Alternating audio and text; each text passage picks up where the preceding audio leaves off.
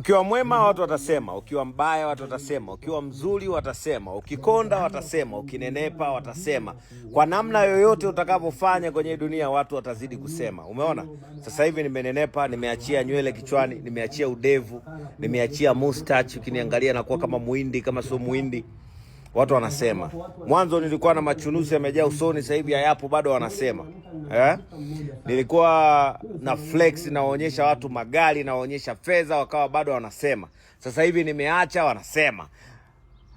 Sasa hivi nawaonyesha gari ambayo nimepewa na mmoja kati ya kijana wangu alifanikiwa kupitia mimi, nalishia ng'ombe, bado wanasema. Sasa sijui binadamu wanataka nini. Mwanzo nilikonda wakasema, "Oh, Chief Godlove umekonda." Haya, sasa hivi nimenenepa wanasema tena, "Oh, umeachia mustache usoni." Binadamu washenzi afu mbwa. Alafu maskini wanakaa wao kazi yao ni kufuatilia maisha ya watu. Haya, mwanzo nilipungua akasema, "Oh, Chief umepungua." Haya, sasa hivi nimenenepa. Ukiniangalia tu kifua bilionea, mtoto mdogo mwenye pesa nyingi. Alafu mimi nyinyi sikieni, nyinyi mnachoshindwa kujua. Mimi nina pesa alafu ni kijana. Umeelewa? Bado nina ujana ndani yangu. Na ndio maana nawavimbia. Mzee hawezi akafanya hivi ninavyofanya. Alafu sasa mafanikio yangu mimi ni tofauti na mafanikio ya mtu ambaye ameyatafuta akazeeka. Yaani mzee yoyote, mtu ambaye ametafuta pesa mpaka amezeeka, hawezi kuniambia mimi kitu. Kwa sababu umri ambao yeye alikuwa kama, yani kwenye umri wangu wa kuishi maisha yangu. Kwa hiyo hana cha kuniambia. Yani kama una pesa, alafu wewe ni mzee, hiyo pesa itakiwa ikusaidie ukiwa kijana, sio ukiwa umezeeka. Kwa hiyo huwezi ukaniambia chochote.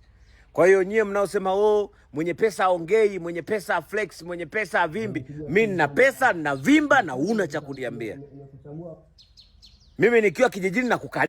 "Oh, wenye pesa huwa hawaongei, wenye pesa huwa hawavimbi, wenye pesa huwa hawafanyi unayofanya." Ndio, wao ni wazee, mimi ni kijana. Alafu sasa sio kila mwenye pesa atakuwa na tabia kama za mwenye pesa mwingine. Mimi naishi maisha yangu, live life. Naishi ninavyotaka, sio anavyotaka. Si mmeelewa?